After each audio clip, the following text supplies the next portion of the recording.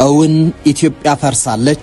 ከፈረሰ ሀገር ጋር የሁሉ ዓለም አቀፍ ትብብርና ውል ማን ያስራል የሚለውን የሕግ ሰዎች ምክንያታዊነትን የሚለኩበትን የምክንያታዊ ሰው ሪዘነብል ማን ስታንዳርድ ኸረ በፍጹም ከሚል መልስ ባሻገር መሬት ላይ ያሉ እውነታዎች ይህንን ይላሉ።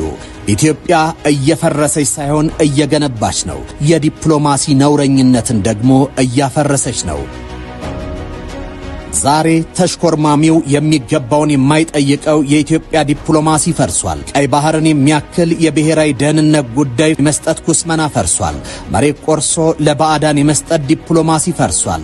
ሀገሬ ትፍረስ የግዛቷ አንድነት ይናድ ብሎ ባዕዳንን የሚማጸን የነውር ዲፕሎማሲ ፈርሷል። በዓለም አቀፉ መድረክ የኢትዮጵያ ተቀባይነት እየሰፋ መጥቷል። የሀገሪቱ ዲፕሎማሲም በኢትዮጵያ ልክ ከፍታው ላይ እየወጣ ነው።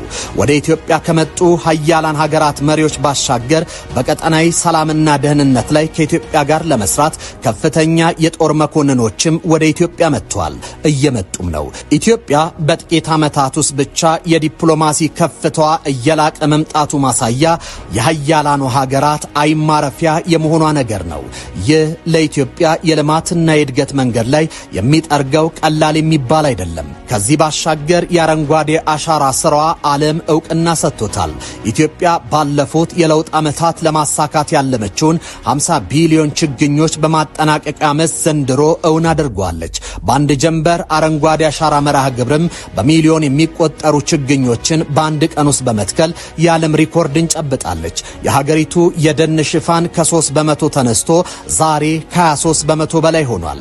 ይህ ከሳራ ግርጌ ላለች የበረሃማነት ስጋት ላለባት በየ10 ዓመቱ ድርቅ የማያጣትን ሀገር የተራቆተ ገሏን በዛፍ አጸዶች በአጭር ጊዜ እጅግ ፈጣን በሆነ ሁኔታ መሸፈን ትንግርት ያደርገዋል።